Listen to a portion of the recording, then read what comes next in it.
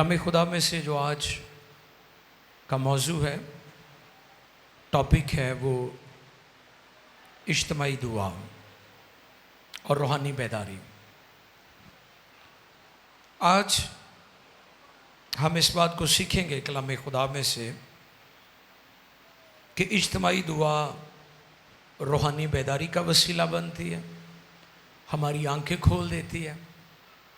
अगरचे शख्सी दुआ की अपनी अहमियत है, हम उसको डिनाई नहीं करते, लेकिन उससे भी बढ़कर खुदा इज्तिमाई दुआ को पसंद करता है। और जब हम इज्तिमाई तौर पर ग्रुप की सूरत में, कलीसिया की सूरत में, इज्तिमा की सूरत में दुआ करते हैं तो उससे खुदा सुपर नेचुरल और बड़े बड़े काम करता है। आमीन। आज हम इस बात को सीखने वाले हैं। मत्ती रसूल की मार्फत लिखा गया इंजीली बयान, यीशु मसीह की इंजील मत्ती रसूल की मार्फत 18वें बाब की 18वीं आयत मुकद्दसा से लेकर 20वीं आयत तक, वर्सेस 18 to 20। आओ देखें खुदा के कलाम में से इज्तिमाई दुआ और रूहानी बेदारी के ताल्लुक से।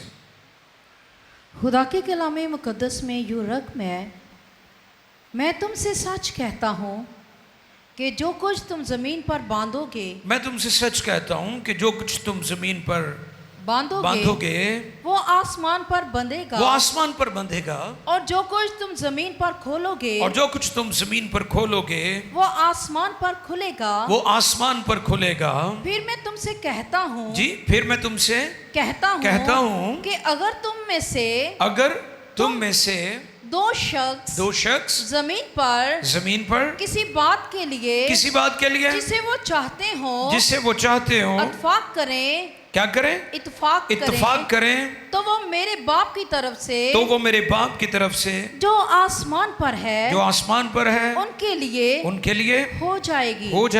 क्योंकि जहाँ दो या तीन मेरे नाम पर इकट्ठे हैं वहाँ मैं उनके बीच में हूँ। मुकद्दस कलाम के पढ़े, सुने, समझे और कबूल किए जाने पर खुदा उनकी बरकत सबके आमीन। इज्तिमाई दुआ और रूहानी बेदारी आज का टॉपिक है। थियोलॉजियन कहते हैं, bend a Sinner salvation will come. जब कोई गुनहगार झुकता है तो निजात पाता है। जब कोई सिनर अपने आप को बेंड कर लेता है तो फिर सल्वेशन उसके लिए आ जाती है। तो जो कुछ चुका ही ना, को अपने गुनाह को मन्ने ही ना, तो उसे निजात कैसे मिलेगी? इसलिए bend a Sinner salvation will come. गुनहगार झुके तो निजात आती है। फिर थियोलॉजियन कहते हैं, bend a church revival will come. Bend a church और बिलीवर्स रिवाइवल विल कम।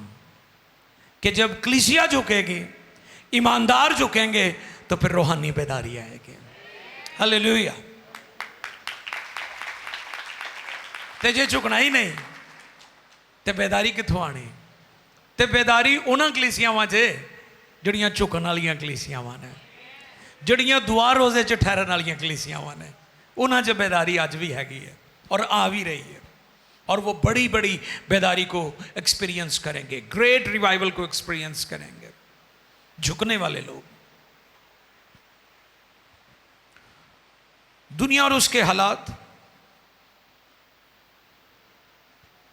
सिर्फ हमारे खत्ते के हालात ऐसे नहीं है, बल्कि पूरी दुनिया इस वक्त अजीब किस्म की अबतरी, तजब्जुब और परेशानी में मुब्तला है। ये बेचैनी जिसको आज आप देख रहे हैं, ये पूरी दुनिया में है। जंगो जदल, कॉन्फ्लिक्ट मुल्कों, कौमों के दरमियान अराउंड द वर्ल्ड आपको नजर आएगा, सिर्फ आपके खित्ते में नहीं है। क्यों? क्योंकि हमारे हालात मुखालफे मसीह की राह को तैयार कर रहे हैं। ये जो कुछ हो रहा है, आप सिर्फ इसे सियासी नुक्ता नजर से ना देखें, इसे रूहानी और बाइबली नुक्ता नजर से भी देखें कि यीशु मसीह के आने से पहले काल और बदी का शोर होगा, जोर होगा, कौम कौम पर चढ़ाई करेगी और सल्तनत सल्तनत पर चढ़ाई करेगी। बदी का बोलबाला होगा, यह पूरी दुनिया का प्रॉब्लम है। लेकिन चर्च को अपनी आंखें खोल कर रखने की जरूरत है और उसके लिए झुकने की जरूरत है, जो आज मेरा टॉपिक है। क्योंकि यीशु मसीह ने कहा मैं दुनिया का नूर हूं, और फिर उसने कहा तुम दुनिया का नूर हो, तुम दुनिया के नूर हो। You are the light of world. आप दुनिया का नूर है। दुनिया की आखिरी उम्मीद यीशु है, फिर उसके बाद कलीसिया है। दुनिया को जान लेने की जरूरत है, जो आने वाला है वो सिर्फ यीशु है, जिसका इंतजार अक़वाम आलम कर रही हैं। उम्मीद वही होता है जो आने वाला होता है, जिसने आना नहीं वो उम्मीद क्या है। तो दुनिया की आखिरी उम्मीद सिर्फ खुदा का बेटा यीशु है, क्योंकि वो आने वाला है। उसकी बाबत लिखा, जो था, जो है, जो आने वाला है, वो सिर्फ यीशु है। ना कि बाइबल कहती, पूरी दुनिया की किताबें ये कहती हैं कि वो आने वाला है। He is coming. और आपकी दुनिया के हालात जो है, मुखालफे मसीह, एंटी क्राइस्ट जो है, उसकी राह को हमवार कर रहे हैं। मैंने पहले भी बताया था कि जब यीशु मसीह पैदा हुए तब भी बहुत ज्यादा डेवलपमेंट्स हुई थी दुनिया में। सड़कें बनाई थी रोमन्स ने। हमारे मुल्क में भी आप देखें कितनी सड़कें बन रही हैं। सी पैक है, इस पर मैंने कलाम में से सिखाया था आपको कि ये सारी तरक्की, ये सारी डेवलपमेंट, ये शाहराएं, ये रोड्स, ये कारपेट रोड क्यों बन रहे हैं दुनिया में? ये मेरे यीशु मसीह की आमदसानी की तैयारी की तरफ है। जंग हर मजदून जो दुनिया में होने को है, वर्ल्ड वॉर सी भी उसे कहते हैं, उसे आखिरी जंग अजीम भी कहा जाए तो गलत ना होगा। ये उसकी तरफ सारी चीजें हमें लेकर जा रही हैं। लेकिन चर्च का किरदार, चर्च का रोल, चर्च को इज्तिमाई दुआ की जरूरत है। अब वक्त नहीं है कि हम अपना अपना नाम पैदा करें। मैं चर्चेस को यह बात पैगाम देना चाहता हूं कि मुत्तहिद हो जाओ, एक हो जाओ। आपकी जिम्मेदारी बढ़ चुकी है, पहले की निस्बत ज्यादा हो चुकी है। चर्च किसी मिशन की मैं बात नहीं कर रहा हूं। मैं पेंटिकॉस्टल, प्रेस्बिटेरियन या किसी और डिनोमिनेशन की बात नहीं कर रहा हूं। चर्च से मुराद बॉडी ऑफ क्राइस्ट है, मसीह का बदन है। मैं उसकी बात कर रहा हूं, किसी तंजीम, किसी चर्च या खास डिनोमिनेशन की बात नहीं कर रहा हूं। दुनिया की आखिरी उम्मीद चर्च के पास है, क्योंकि चर्च के पास नूर है। तारीकी जितनी मर्जी ज्यादा हो जाए, तारीकी जितनी मर्जी गहरी हो, रोशनी की एक झलक सारी तारीकी को मिटा देती है। ये पावर है रोशनी में। और चर्च नूर है, चर्च रोशनी है, चर्च लाइट है। दुनिया को चर्च की जरूरत है, क्योंकि चर्च लाइट है। तुम दुनिया के नूर हो, चर्च लाइट है। 18वें बाब के शुरू में शागिर्दों की आपस में बहस होती है। ते बहस की करते ने, साढ़े चो वड्डा कौन है। ते आजकल भी यही रौला है, सारे ते चेयरमैन ने, दसो खादम कौन बनेगा। जिन्नू मर्जी चेक करो वही चेयरमैन है, सारे ही चेयरमैन ने। ये लड़ाई थी शागिर्दों में, आपस में बहस होती थी। ते आजकल भी यही बहस बहुत ही चल रही है कि साढ़े चो चेयरमैन कौन है। कई कहते होंगे पीटर है, पतरस है, कई कहते होंगे याकूब, चूंकि जो सेंट्रल चर्च था यरूशलेम का, उसका वो पास्टर था। कोई किसी और का नाम लेता होगा, कोई किसी और का नाम लेता होगा। यीशु मसीह ने एक बच्चे को पकड़ा, उन्हें कहा लो भाई सीख लो, गाली मुकाती। यीशु ने कहा जो कोई इस बच्चे की मानिंद बने तुम में वो बड़ा है। अच्छा बच्चा मासूम होता है, उन्हें कहते तेरा मासूम हो जाओ, चलाकियां झाड़ दो। कई तेज बड़े होंगे ने, कहते जी मैं बड़ी शै हाँ, अगले को धोखा देना मेरे तो बाएं हाथ का काम आ। उनके लिए मेरा मैसेज है, इस पर मैंने पहले भी बताया था कि आदम ते हवा एक फ्रूट खा के बागेदन चो निकल गए, तो फ्रूट चाट खाने वालों का की बनेगा? जेडे चाट खा रहे ने वो किधर जाएंगे, मैंने दसो। एक फ्रूट ना बाहर निकल गए। आपके लिए मेरा मैसेज है, चलाक ना बने, बच्चों की मानिंद मासूम बने। यीशु ने बच्चे को पकड़ा, इसे सीखो। बच्चा अपने माँ बाप पर डिपेंड करता है, उन्होंने नहीं पता इन्होंने कितों लिया के देनी, कह दिंदा है मैनू लै दो। बच्चे की मानिंद बनो, खुदा पर भरोसा करो, अपनी ज़रूरतों के लिए, अपने मामलात के लिए, हालात के लिए खुदा पर भरोसा करो। बच्चे की मानिंद बनो। बच्चा बेज़रर होता है, इनोसेंट, रियाकार नहीं होता, मासूम होता है, सच्चा होता है, खालिस होता है, एतमाद करने वाला होता है। चर्च कलीसिया खुदावंद पर एतमाद करे। आपको खुदा ने दुनिया और हुकूमतों पर नहीं छोड़ा, खुदा आपकी फिक्र करता है, खुदा आपकी फिक्र करता है। खुदा ने आपको दुनिया पर नहीं छोड़ा, उसने आपकी जिम्मेदारी खुद उठाई है। उसने एलिया को हालात पर नहीं छोड़ा था, वो एलिया की परवरिश एक कौवे के जरिए से करता रहा है। उसने आपको दुनिया पर नहीं छोड़ा, वो आपकी फिक्र करता है। इसलिए बच्चे की मानिंद बनो। 18वां बाब 3 बातें हमें खास तौर पर सिखाता है। बी हम्बल, हलीमी की तालीम देता है, हलीमी। और दूसरी दुआया जिंदगी, पूरे चैप्टर में दुआया जिंदगी को डिस्कस किया गया है। और तीसरी बात मुआफी की, जो सबसे मुश्किल काम है। और इस बात को याद रखें, जहां चर्च दुआ करता है वो चर्च जिंदा चर्च है, वो कलीसिया जिंदा कलीसिया है, जो दुआ करने वाली कलीसिया है। हालेलुया।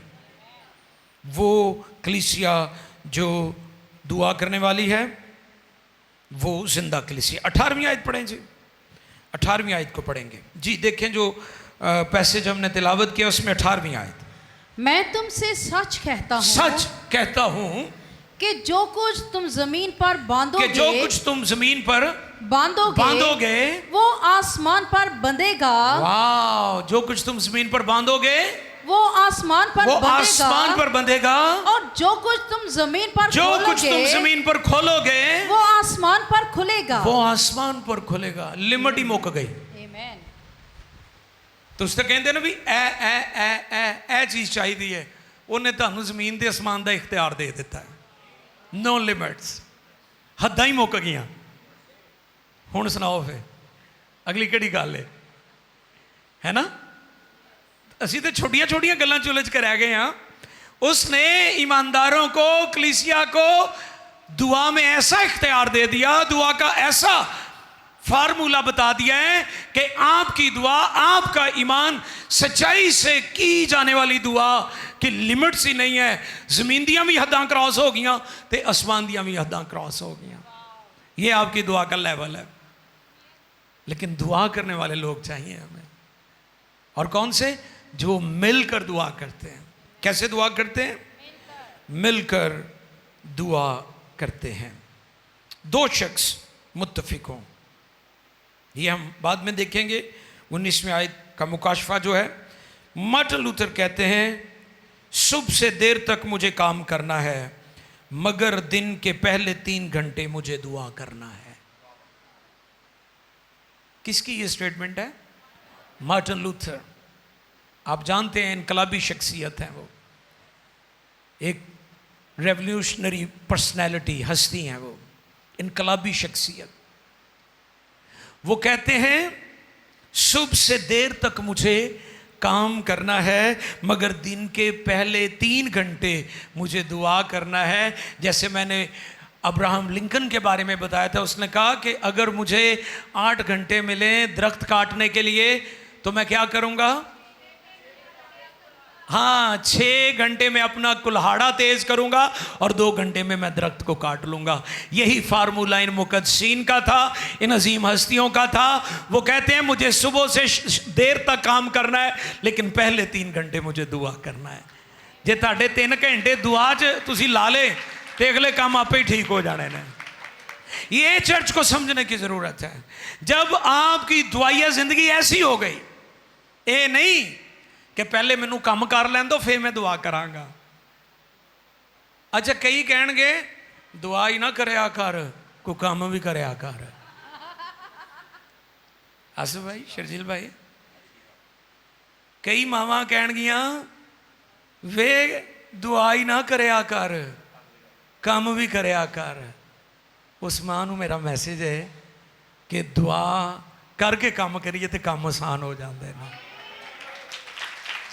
सुबह से देर तक मैं काम करूंगा, लेकिन दिन के पहले 3 घंटे मैं दुआ करूंगा, तो फिर चीज़ें बदल जाएंगी ना, आसान हो जाएंगी।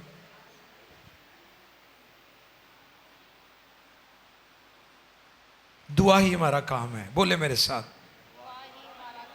नौकरी ना छाड़ दो इस गल की वजह तो, वो करते रहो, लेकिन दिन के पहले 3 घंटे दुआ दे रख लो।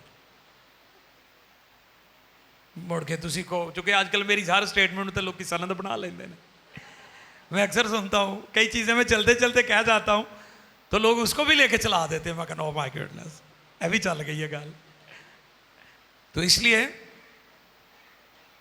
आपके पहले 3 घंटे दुआ के होने चाहिए। कामयाबी का राज दुआया जिंदगी में हलीमी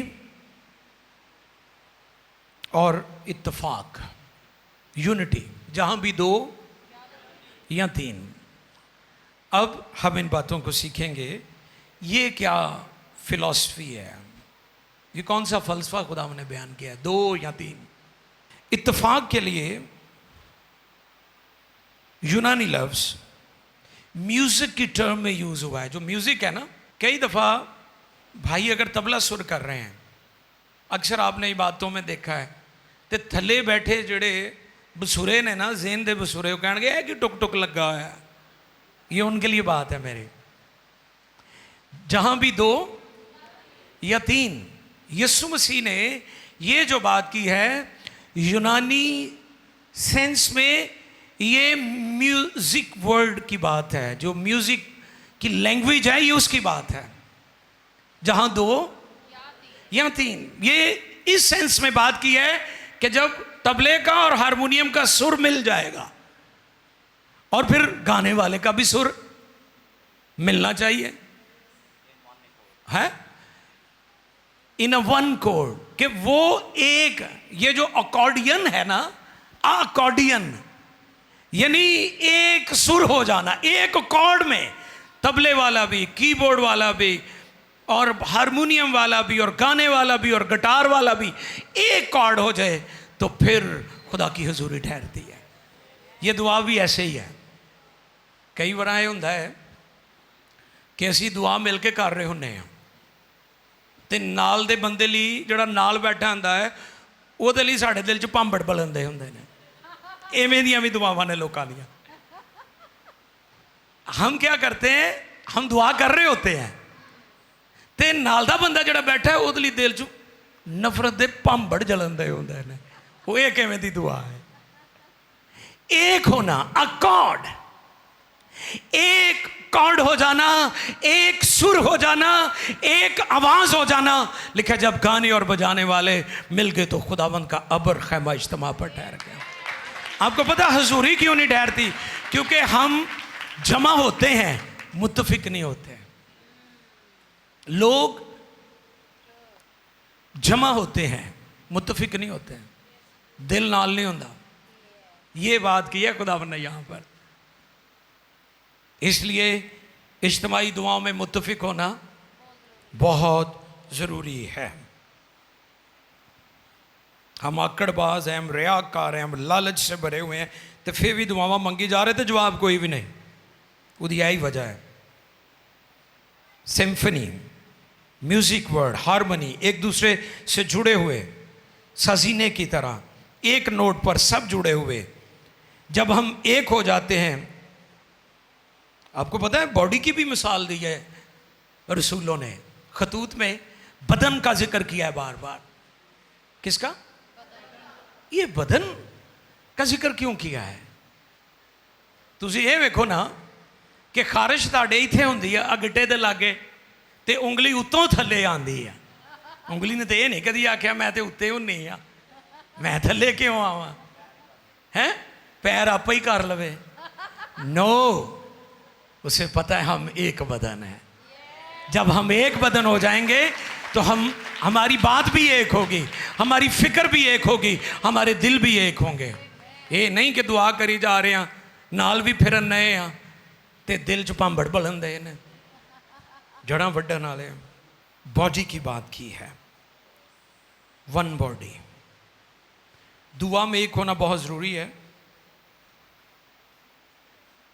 वन अकॉर्ड, अकॉर्डियन भी मेरा ख्याल इसी सेंस में, अकॉर्डियन जो बजता है हारमोनियम, वो भी इसी सेंस में उसे कहा जाता है। जुड़े हुए सुरों के साथ कोई अपना सुर ना लगाए। क्वायर दे विच सारे ही सुरीले हुण एक बसुरा होए ना, ਉਹਦੀ ਕੱਲੇ ਦੀ ਆਵਾਜ਼ ਦਾ ਪਤਾ ਚੱਲਦਾ ਹੈ।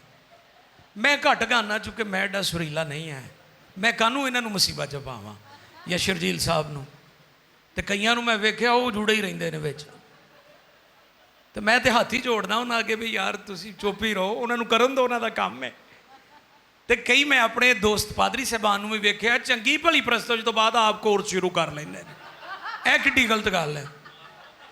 मतलब आपको उन लोगों को जिनका गिफ्ट है, जिनको खुदा ने बुलाया है, जिन्होंने रियाजत की है, मैं तो बाइबल से रियाजत की थी है, उन्होंने सुरों में रियाजत की है, तो मेरा ख्याल उन्हें आज़ादी से काम करने दिया जाए ताकि वो अपने तोड़े को चमका सकें। तो सानू अपना अपना काम करने चाहिए। मेरे नाम पर इकट्ठे हों, मसीह के नाम पर, इसे क्या मुराद है? ये शख्सियत को जाहिर करता है, ये उसकी अथॉरिटी को जाहिर करता है। जहां भी दो या तीन मेरे नाम पर जमा हो, मैं उनके दरमियान इकट्ठे हों।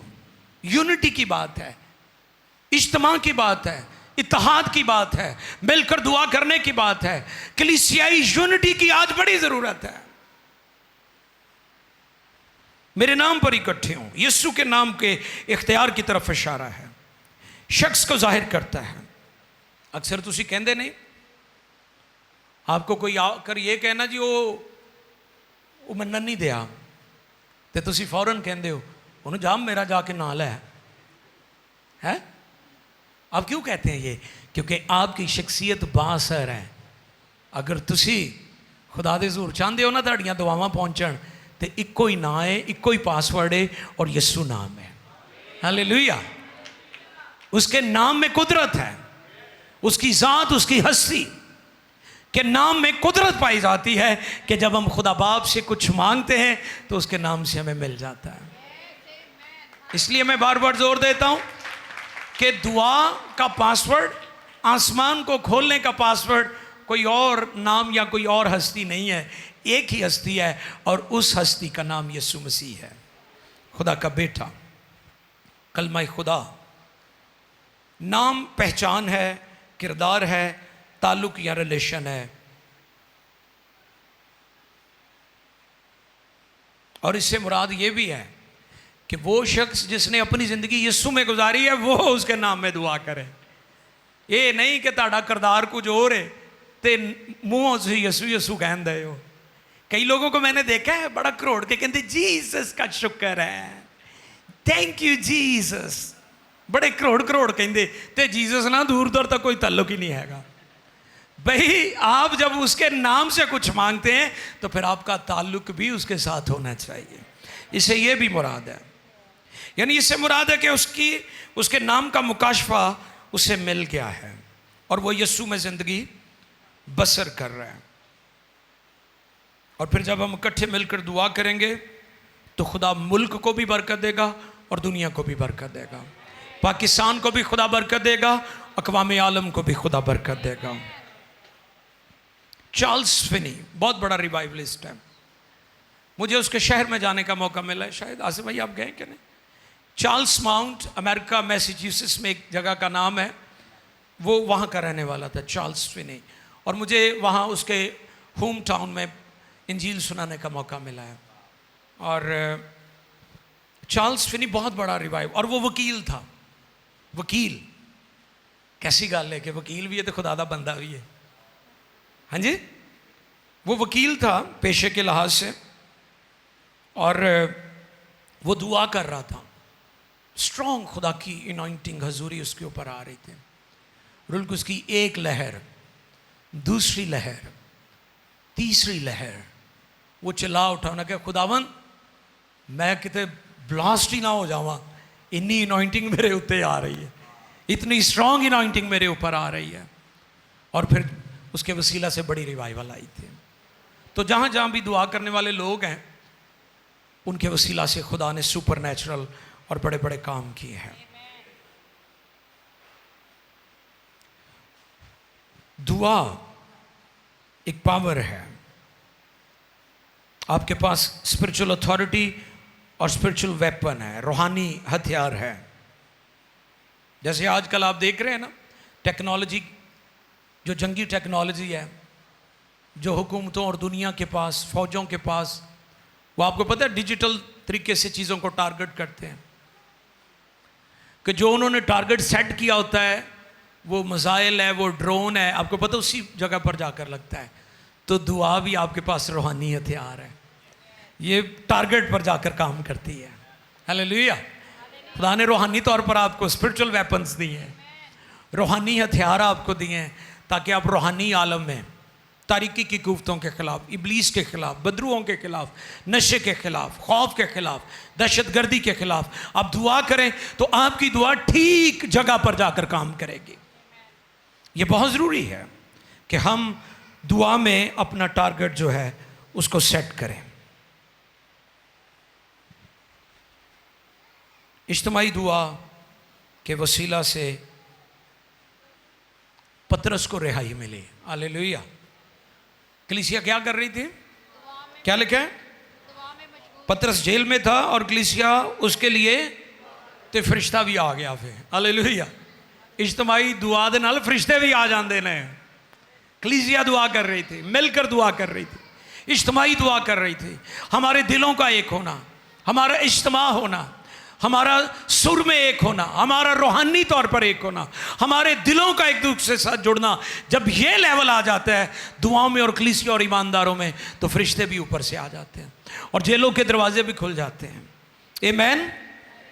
और जब मुल्क बहरानों में हो तो फिर खुदा हमारी दुआओं के वसीला से जवाब देता है। नबूकदनेस्सर ने एक ख्वाब देखा था, किस किस को पता है? ओके। उसने जब ख्वाब देखा तो उसने कहा जितने भी हुक्मा है, जितने भी हकीम हैं, ये वो हकीम नहीं जोड़ा दवाइयां पुड़ियां च तुहानूं दिंदा है, नहीं नहीं, वो कई हकीम भी टेवे नाल ही चलते हैं। वेख्या नहीं, एक ही दवाई सारिਆਂ ਨੂੰ दई जाते, वो हकीम नहीं, ये दानश्वरों की बात की गई है। नबूकत उसने क्या कहा? उसने कहा कि जो हकीम है उनको जमा किया जाए, दानश्वरों को, जो वाइज हैं, जो अहले इल्म हैं। तो क्या कहा उसने? मैंने ख्वाब देखा है, ख्वाब की वो ताबीर करें। क्या करें? ताबीर करें। अच्छा, एक और प्रॉब्लम था, उसने ये भी कहा था कि मैंने ये नहीं बताना कि ख्वाब क्या देखा है। एक किड्डी मुश्किल गल है। चलो ख्वाब दस दवे फिर तो टेवे टूवे ला के उन्होंने इधर उधर दी को त्रोपा टांका ला के सीधा कर लेंगे काम। कई त्रोपे ही लाते तुहानूं पता। लेकिन उसने कहा ख्वाब भी तुमने बताना है और उसकी, हुण ये गल औखी सी इत्थे, हुण सारे जादूगर फेल, सारे दानश्वर फेल, वहाँ पर खुदा के बरगज़ीदा लोग मौजूद थे। क्या नाम थे उनके? हाँ, दानियल, सदरक, मिस्क, अब्दुन्नजू, ये चारों शहजादे, रॉयल फैमिली के बच्चे वहाँ पर थे और ये खुदा परस्त भी थे। ये नहीं कि अमीर बच्चे सन, खांदे पींदे खानदाना चो निकले सन, ये खुदा परस्त भी थे। नौजवानों के लिए पैगाम है कि वो बेदिन मुल्क में रहकर भी बेदिन नहीं हुए। सानू तो एवं ही कहते जी वो मेरे इंसान तो गलती का पुतला ही है ना, वो वहां पर रहकर भी ईमान में और पाकीज़गी में कायम रहे। ये नौजवानों के लिए मेरा मैसेज है। और हैरानी की बात है, पीछे इस ख्वाब के शैतान का यह भी प्लान था कि ईमानदारों को कत्ल करवाया जाए। कई दफा आपको नहीं पता होता इब्लीस के प्लान क्या होते हैं। शैतान ने पूरी ये प्लानिंग की हुई थी कि दानियल को भी मरवा देना है, सदरक को भी मरवा देना है, मिस्क अब्दुन्नजू ने भी मरवा देना। पीछे प्लानिंग इब्लीस की थी। तो फिर एक आयत मैं चाहूंगा पढ़ दी जाए, दानियल दूसरे बाब की 24वीं आयत।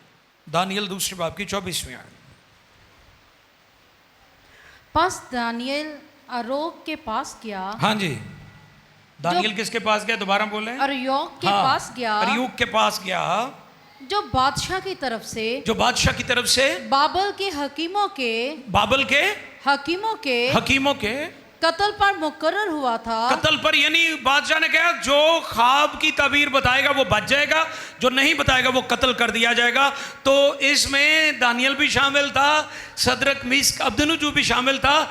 इब्लीस दर हकीकत इन ईमानदारों को कत्ल करवाना चाहता था। फिर दानियल ने क्या कहा, अरयोग को क्या कहा। बस दानियल अरयोग के पास गया, जो बादशाह की तरफ से, बाबल के हकीमों के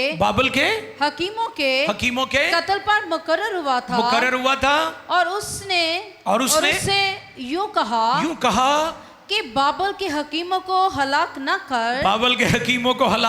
न कर, मुझे बादशाह के हुजूर ले चल, मैं बादशाह को ताबीर बताऊंगा। हालेलुया। दानियल खड़ा है, उन्हें कहा मैं ओदा ख्वाब भी उन्हें दसांगा ते ओदी ताबीर भी दसांगा, क्योंकि इस्राइल का खुदा उसके साथ बातें करता था।